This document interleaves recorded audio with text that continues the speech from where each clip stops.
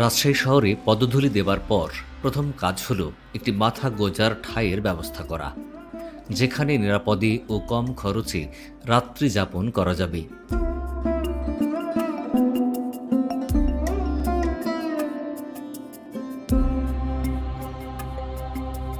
রাজশাহী, খুলনা ও রংপুর বিভাগের সাধারণ মানুষের কাছে শিক্ষা ও চিকিৎসার জন্যে বেশ জনপ্রিয় এই রাজশাহী শহর। খরচ কম এবং যোগাযোগ ব্যবস্থা ভালো হবার এটা অন্যতম একটি কারণ। ফলে বিভিন্ন জেলার মানুষ আসেন এই শহরে।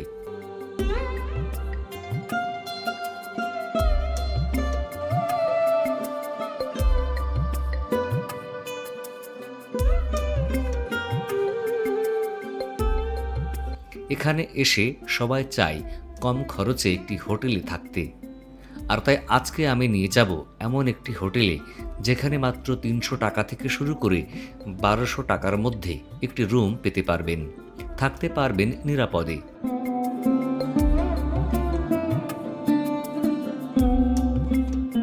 রেল স্টেশন থেকে সামান্য দূরত্বে প্রধান সড়কের পাশেই অবস্থিত হোটেল হাসনাহেনা।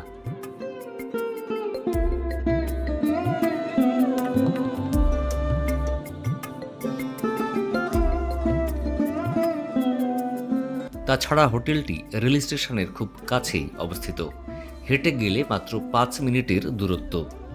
আর এই হোটেলের অপর প্রান্তে আছে স্বল্প ও দূরপাল্লার বাস স্ট্যান্ড। হোটেলটি মেন রোডের সাথে হওয়ার কারণে সবসময় রিক্সা বা অটো পাওয়া যায়। ১০ থেকে ২০ টাকার মধ্যে পৌঁছানো যায় শহরের গুরুত্বপূর্ণ যে কোনো এলাকাতে।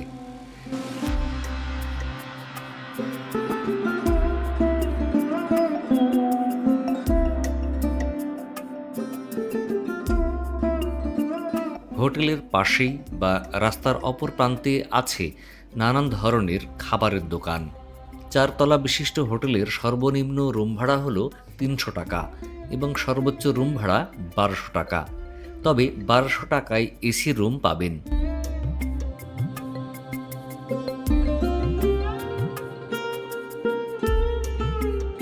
শুধুমাত্র আজকের রাত্রের জন্য আমি একটি রুম ভাড়া নিয়েছি। এটি খুবই সাদামাটা একটি রুম। সাথে আছে অ্যাটাচড বাথরুম, আছে একটি বড় বেড, একটি চেয়ার, একটি ছোট্ট টেবিল ও টিভি।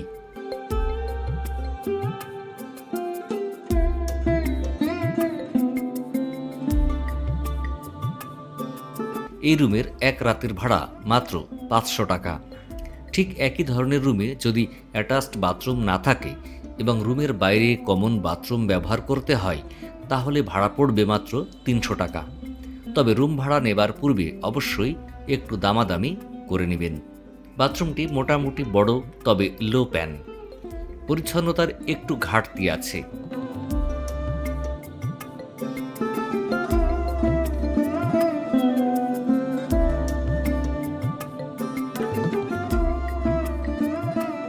বন্ধুরা, আজ বিদায় নিচ্ছি। দেখা হবে পরবর্তীতে অন্য কোনো ভিডিওতে। ততদিন ভালো থাকবেন। আল্লাহ হাফিজ। আসসালামু আলাইকুম।